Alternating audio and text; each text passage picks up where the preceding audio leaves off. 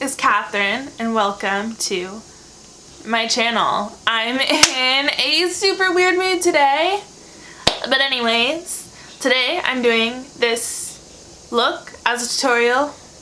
I'm doing a tutorial on this look. Yeah, I'm doing a tutorial on this look, which was inspired by the Natasha Denona gold palette, which is her holiday palette this year. And listen, I'm fully aware that palette is mostly neutrals with just like a couple pops of color, but I think it's beautiful. I went into Sephora and I swatched it the other day and I still think it's beautiful, but I'm not buying it because that price tag is such a yikes. It's such a yikes. So instead of using Natasha Denona products today, I'm using pretty much all Colourpop products. I love Colourpop. I talk about them all the time. You would like think I'm Kathleen Lights and like getting paid by them because of how much I talk about them, but I'm not. I just really love them. I'm getting like a little annoyed with them because I feel like they're popping out a new neutral palette like every other week, and I kind of want to see like a little more thought behind their collections. Like I used to get inspired by like every single eyeshadow palette they put out, and now I'm like, okay. But anyways, I really do love Colourpop. I love how affordable they are. I love that they're cruelty free. And I really think that the quality of their products is absolutely incredible, especially for the price tag that you're paying. So that's why I chose to do a mostly one brand tutorial on them. There are some products that either Colourpop doesn't have or that Colourpop has, but I do not have from Colourpop. So obviously those products are not going to be included in today's video. I think this is everything for this like super weirdly long intro. I'm having a weird week. I'm like weirdly happy this week and like I don't know how to handle it. My brain is like not capable of processing that much serotonin because it hasn't existed up here for quite some time. But anyways, if you're new here, please subscribe to my channel. The support I get from you guys truly makes me happy. Every time I see a new subscriber, I'm like, hello friend, welcome. And if you're excited about this look, make sure you give it a thumbs up. It really does help us out. And that's it, let's get started. All right, so I already did my first eye because I have been having such a hard time doing makeup this week. I have filmed like 5 different videos and only one of them is going up, other than this one, hopefully, fingers crossed. It's not been a good week for me. So I primed with normal eyeshadow primer because I forgot that I was trying to make a one brand Colourpop tutorial when I did my other eye. So that's how that's going. But I'm starting out with my Kathleen Lights Dream Street palette, and I'm starting out with this shade right here. It's the shade Shooting Star, which is like a warm light brown. So I'm tapping this all around the edges of my eye with my usual BH Cosmetics number 11. I like really want to know like if I emailed BH Cosmetics and told them how much I loved this brush, would they start making it again? So once that is kerplunked onto the eye, I'm going to this shade Water Bearer, which is like a matte deep teal. I wouldn't quite call it navy because it does have like a hint of green to it. So I'm using a Coastal Scents Pro Fluff blending brush for that. And I'm packing this all up into the outer corner. Not worrying about being messy with the placement because A, we're blending it out, and B, I will clean up the outer edge of my eye later. So I have like the slightest V shape to it, but nothing major. So I'm taking just a clean blending brush. This is the one that came with the Sigma and Beauty Bird palette. And I'm swirling around the edges of this very, very lightly.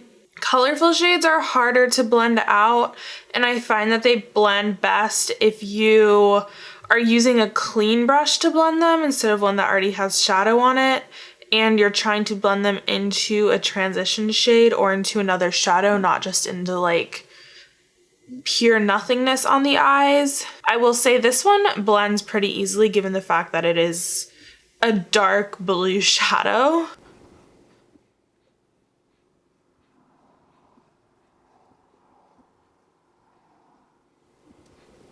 And I'm just packing more of Water Bear into that outer corner again. And I'm blending a little bit, but not as much as I was before. Do y'all see this like patch of my eyebrow that's just like not holding shadow? So other than that cute bit that's like not blending for some reason, we're blended. I'm really annoyed. I'm having such a tough makeup week. So I'm going into my Colourpop Super Shock Shadow in this shade Birthday Girl.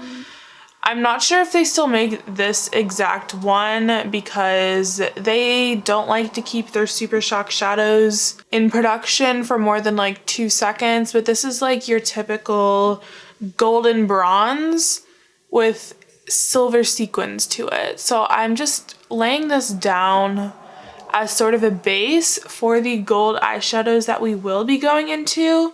And this shade's really gorgeous on its own. Like, don't get me wrong, like you could just leave it like this, but I want a really intense gold, like in your face gold versus more of a bronze, which is what this is. So then I'm going into my Colourpop I Think I Love You palette. I'm going into this shade up here, Girl's Bite. Is it Girl's Bite or Better Bitter? I think it's Better Bitter. The way this is labeled is confusing, but it's this like pretty golden shade. It's like a light gold. So I'm using the flat end of that Sigma brush that I was just using to start out with. And then I'm just dipping into this Luxie, what is this? A Luxie 213 eye shading brush. And I'm just running that along the edges of that gold shade, so it's a little more blended than your true cut crease. Then I'm going back into the Dream Street palette into the shade Mermaid Boy, which is a shimmery teal. And I'm popping that in between Water Bear and the gold shade because shimmers blend better with shimmers. Maybe that's like a duh moment for everybody else, but for me, it was like a big moment of truth when I realized how much better shimmers blend with other shimmers. I felt really dumb. And then I'm doing like one last pack of Water Bear into this outer corner. Colourpop doesn't have lashes, which is weirdly surprising since they release like 12 eyeshadow palettes a week and have like almost every other makeup product. So I'm gonna do my lashes off camera and then I'll be back to do the rest of my face. Just to give you an idea of how my week with makeup is going. These lashes, the most like delicate, feathery, like thin, should be easy to put on lashes that I have in my collection at the moment took me over 10 minutes to put on. And this happened to me yesterday too. I had my work holiday party and like by that point, like I was running late, I was freaking out, like why is this my week with makeup? I don't understand.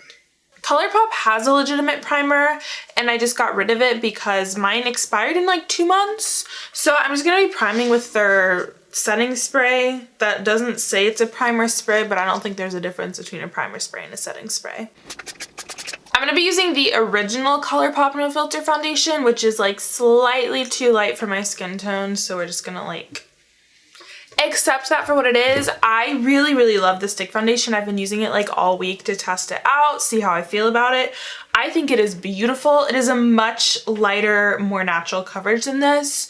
So since we're doing like a glam, like New Year's Eve holiday vibe thing, I want to be more intense one. I forgot to shake this before using it and it definitely made a difference. Okay, this is like so light. I need to mix. Sorry. We're going off brand and mixing in my L'Oreal that's too dark. Oh my god, I'm actually having trouble getting my L'Oreal foundation out. That means it's almost... And this is the dark one that I was really having trouble using up.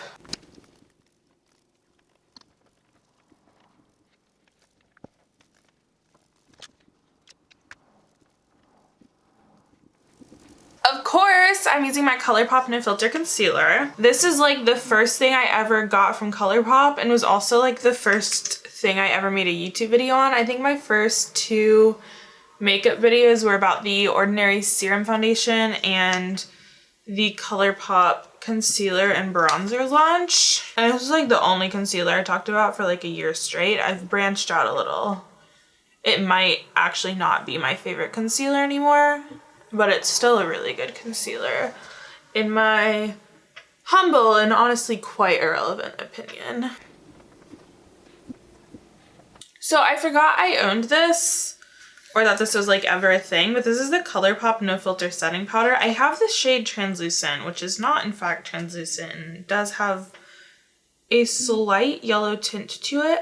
I need makeup companies to learn that like translucent means translucent, not yellow, not white. It means translucent. And then I also need them to learn that not everyone needs a yellow color correcting powder for their under eye. Like we have this whole thing right now where like a foundation has to have like 40 shades to be an inclusive foundation, which first of all, I don't think a foundation needs 40 shades to be inclusive. I think it just needs an equal amount of light and dark shades, and that the dark shades need to be like actual dark shades, not like dark shades that are meant for lighter people to use for contouring.